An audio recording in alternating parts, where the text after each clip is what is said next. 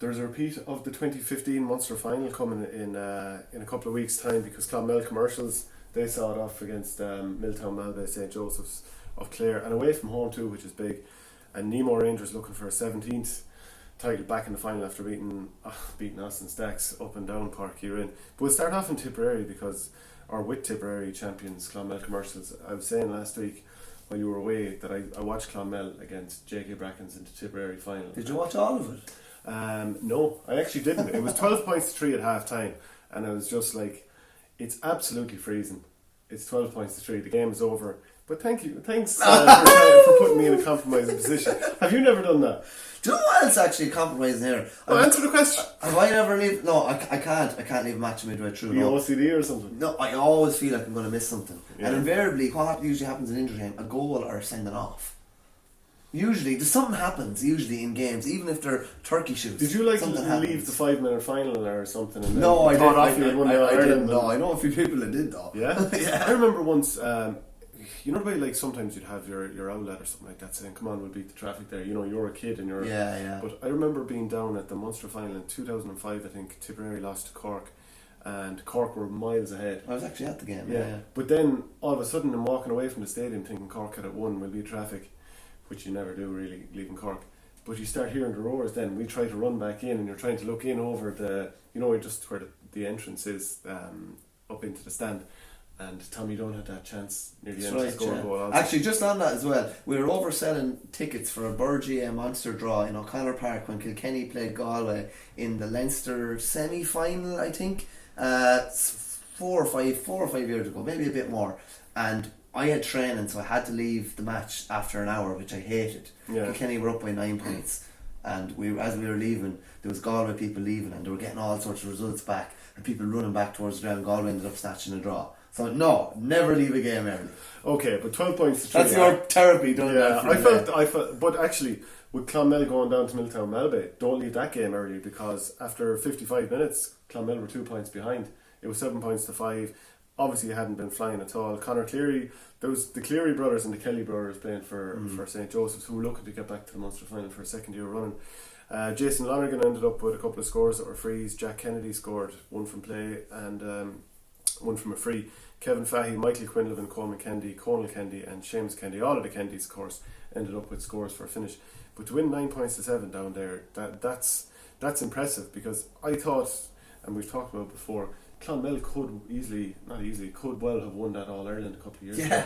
They were winning well in normal time against Bowden, weren't they? Yeah. And they didn't score, I think, in extra time. Yeah. Stephen Gleeson, who works for Tip FM, he was down there at the game commentating. He goes, "What a win for Commercials! Pure heart to overcome a spirited Milltown Malbay.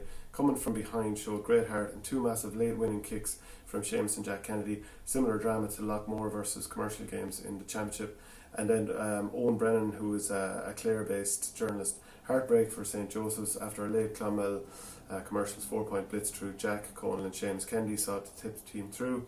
Points from the Kelly and Cleary brothers saw hosts Milltown Malbay kick forward the last 5 points to lead in the first half 6-2, and then the visitors had the strong win at the second half. So that's a fair bit of the tale of that game. Clonmel go into the final again in a good position. Nemo have hammered Austin Stacks. Clonmel go in pure battle hardened, and they're battle hardened when they had an easy county final. They had a really tough game against Lockmore. That sounded like an absolute war as well. And as long as it doesn't matter what you win by, it just matters that you're there. Yeah. Thing for Nemo is they had a close game against Newcastle West. I think they won 9 to 9 points.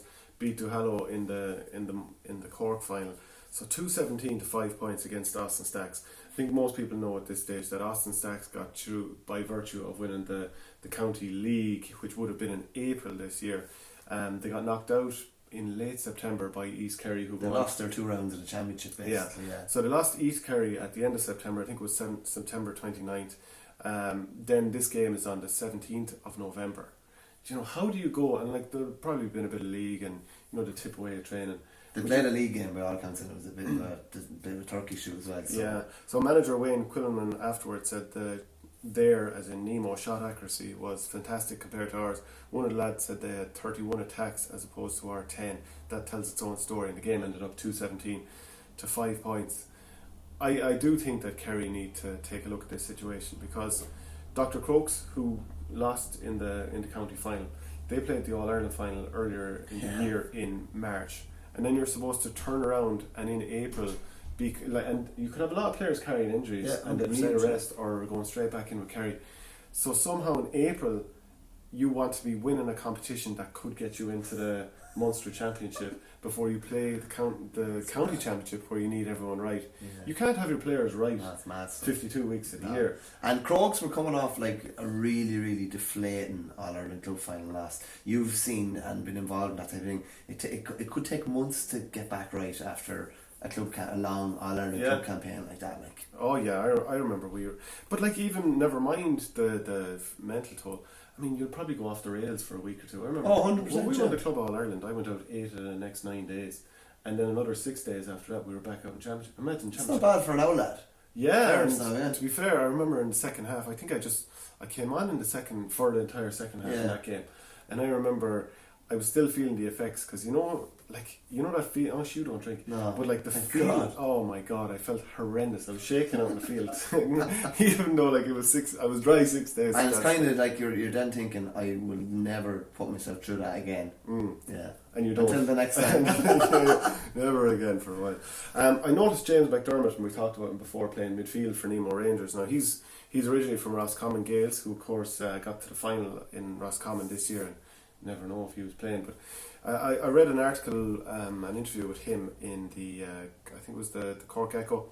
It was like he was doing a commute that, when I checked on Google Maps, from all the way in Cork, let's say Nemo Rangers club ground up to Roscommon Gaels, is 3 hours and a quarter. It's basically like 3/4 of the west of Ireland. Yeah, and then imagine adding traffic in on top of that. Cork's a disaster. The last time it's come out. And he had a quote in the Echo saying, "I was travelling up and down every weekend, 3 hours each way from July to October, and couldn't settle at all. The minute the football was over, we were able to settle much better and to enjoy Cork at the weekends." Now that's him and his wife who work. Yeah, and you wouldn't be able to enjoy it, like, and like it puts strain on so many things as well, like, and that's when like transfers and things like that really like come into play, and he's thriving down in Cork, and I'm sure they're delighted to have him as well. Oh, absolutely. And like that must have really hurt them, the Clonmel defeat a couple of years ago. It must, like, that was the sucker punch of all sucker punch. It was one of the great goals. Yeah, it was kind of a whipped ball on the ground by Quinlan, wasn't it? Yeah. It was a soccer kind of a shot, and because they had things in control, and they definitely want to right a few wrongs from that game. I was just thinking, like Quinlan has taken 2020 off with Tipperary because he's heading off travelling. I was just thinking, if Clonmel keep going on this run, and who's to say how far they'll go, but if they keep going, in previous years he has a decision then, do I wait all the way till March 17th to go? Well, this year, because it's moved to January 19th, I think is the date, it's not as annoying. So rather than waiting another 4 months, he has to wait possibly 2 months. We'll see how it plays out. If he's going with someone, it's fairly annoying for them. You do see that situation also, because how many, let's say, partners are like, oh my God, hurling making more decisions, or Gaelic football making more decisions for my life. But just to run through some of the scorers for Nemo: Paul Kerrigan scored 5 points, Kevin O'Donovan 1, 2, Alan O'Donovan a goal, Mark Cronin and Barry O'Driscoll with 2 points each, and there was a few lads who scored a point each. Fair outfit, like, they have a fair outfit. Yeah, they do. It's going to be a cracker of a game, but they will be. No, they won't be heavy favourites, but they'll be fancy to get through it. Nemo. Not for me. No. I look 50-50. Fairness, after seeing them for half the county final, you've got a good insight. Yeah. If they can play like they did in that first half. The Munster Intermediate Football Championship. So Templenoe of Kerry beat Éire of Cork 117-12, and no better time to mention Fintan O'Toole, who's done a lot of the podcasts here with me recently. He's an Éire man of Cork, obviously disappointed to see his club and his brother Ronan losing the Munster Championship, but he had a child over the weekend. Oh, very good. So congrats to Fintan. He wanted to be here for the podcast today. You asked him to come in before he realised. To be fair, I just about accepted his excuse to not be here. We were hoping to get the triumvirate in here. Yeah. It didn't boy or girl? I don't know if it was a boy or a child. I don't know. Did you ever hear that term? You know the way, like, a GA, we want to have a son to carry on the GA legacy. Was it a boy or a child? He didn't respond to my follow-up text, or else I can't remember.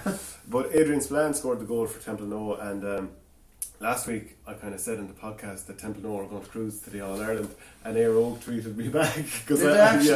But like in a sort of a friendly way, and I said you can hammer me on Twitter if it doesn't end up that way. Now, Oak are very competitive here. 117 to 12 points is by no means a beating, but are a beating, yeah. So Templenoe, Ty Morley, Adrian Spillane, Killian Spillane, Gavin Crowley.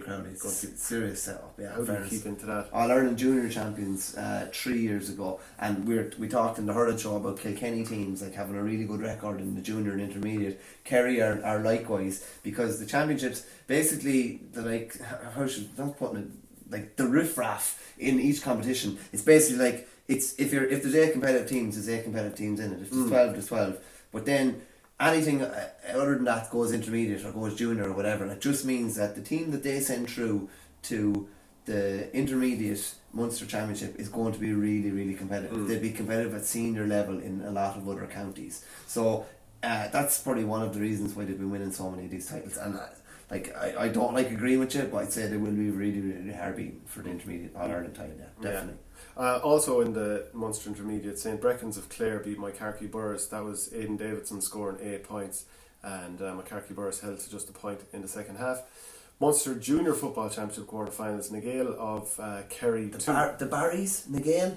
Barrys, I think, yeah. Jack Barry and Dermot O'Connor, Kerry regulars. Yeah, going to be hard to keep into that for Kilshannig of Cork, who scored 2-3, so an 8-point win there. Croom of Limerick 8 points, Ballyduff Lower of Waterford, who've never won a championship in Munster club championship at all, so Ballyduff Lower going down by 8 points to 6 there. We'll move on to Ulster, because some of these games were on TV over the weekend. KIlcoo against Derry Connolly, 1-8 to 9 points. After the game, Aaron Brannigan, who scored the goal in the 30th minute, he had a great quote on RT. He goes, "That's the way we like it, nice and tough.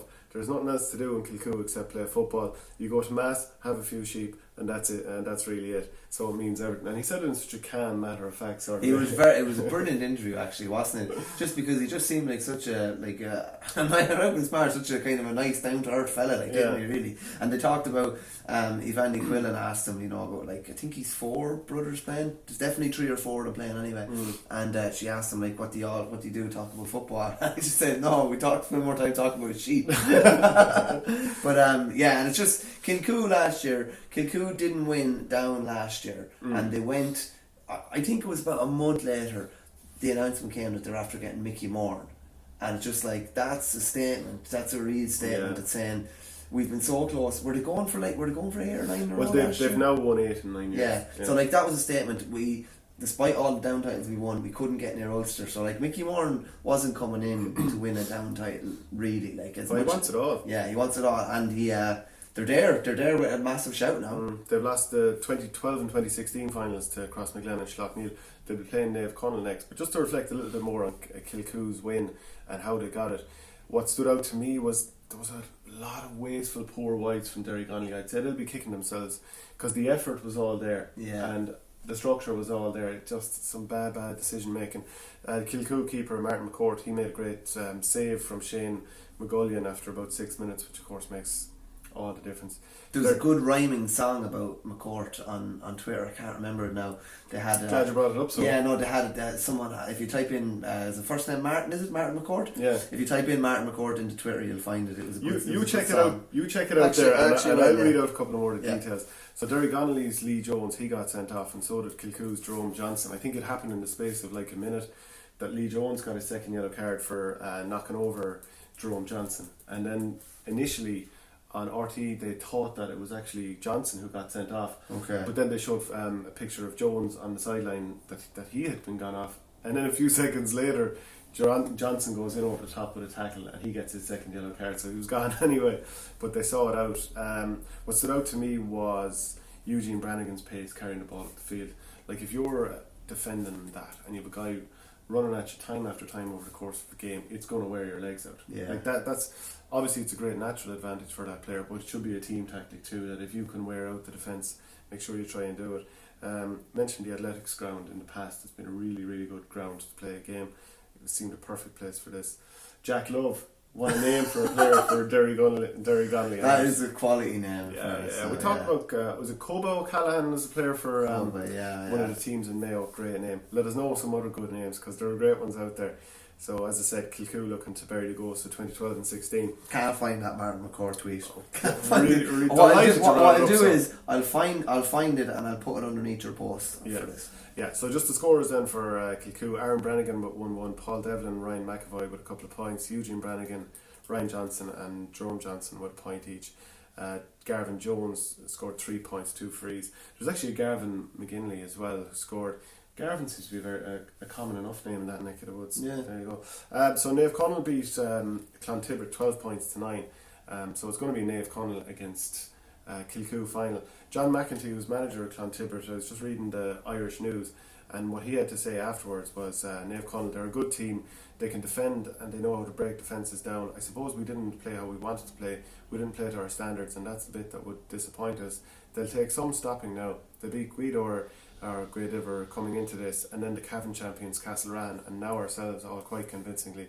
There's plenty in them, and I suppose you'd have to score 15 points to beat them. They'll be hard to beat, and of course KIlcoo, every game's different, but they scored 1-8 to get through, and that's a fair jump up to get 15 scores, 15 points. Do you know the mad thing about it? Donegal hadn't won an Ulster title. Like, had they won an Ulster club title up until last year? Yeah, or either maybe if they hadn't, if they did, it was the early 70s. But so Guidor won one, and now you have Naomh Conaill, Glenties, obviously home and Jimmy McGuinness. It was the 75. 75, yes. They hadn't won one in 43 years. Now they have the chance. Now 44, sorry. So no, it was 43. 43, it was last year. So they have a chance of winning back to back now. And if you had said to someone 3 or 4 years ago who was the most likely to Donegal club to win an Ulster title, everybody would have said Kilcar. Yeah. So and it just shows you like you have Kilcar and then you have Glen Swilly as well. So like that's a really competitive championship. Kilcar, like, and this isn't to be disrespectful of how they can perform in the winter, but they have players that seem very suited to the summer, like the McHughes with such pace. That's really going to punish a team in the middle of summer. The McBreartys, this type of thing. Yeah. You would imagine that. Whereas if you've got the old dogs for the hard slobbery road in the middle of winter, that's true. Yeah, that makes a difference too. Albeit in the athletic grounds, that looked like the pitch was flying. No, it did look in great condition. In fairness, yeah. So moving on then to the intermediate in Ulster, Mahara beat Glen of Down. That was a semi-final. Michael Metzger, I think is how it's pronounced. 7 points. So Mahara winning that by 6. We're going to have to find out if it sounds like a German name. We're going to have to find out if there's German origin there. And it adds into the Jack Love Cobo Academy thing. Just on that Jack Love. One of the many times I was in Vegas, I picked up an ID card, a McLovin ID card. Did you? Yeah. And I used to carry it around in my wallet just for the crack and put it out like in different things and show it to people because it's cool like. And we were going into Leopardstown races one day, and one of the boys was like, "Oh no, I just have no ID card, no student ID." So I threw him out to McLovin. He got in for a tenner. I am McLovin. I wonder if you had your hair a bit tighter and put on a pair of glasses, would you look a bit like I lost about 6 stone. Would you have to lose at the moment? So do I actually. Galbury Pierces of Tyrone, they beat St Nolls, I should say, of Donegal, 122 to 11 points. That's the other semi-final. Mark Donnelly and Conor Donaghy scored 4 points each, and Daniel Kerr scored 5. So that's going to be Mahara Galbury Pierce's Ulster Intermediate final. Mahara home of we were saying it was a home Tommy Freeman. Tommy Freeman, what a legend, yeah. Wonder is he still going actually, yeah. I'm not 100%. We'll find out, yeah. Yeah, let us know. Gavin Dugan, were you saying Gavin Dugan? Gavin Dugan. He was involved in the Mayo squad as well. No, yeah. the Monaghan squad. Monaghan squad, yeah. The junior final in Ulster then, Blackhill of Monaghan beat Buncrana 111 to 9 points. Tommy Geehan scored an injury time goal and that kind of decided it. The Connacht Intermediate Football Final, Uachtarard of Galway beat the Neil of Mayo 116 to 11 points. Matthew Tierney with a goal there.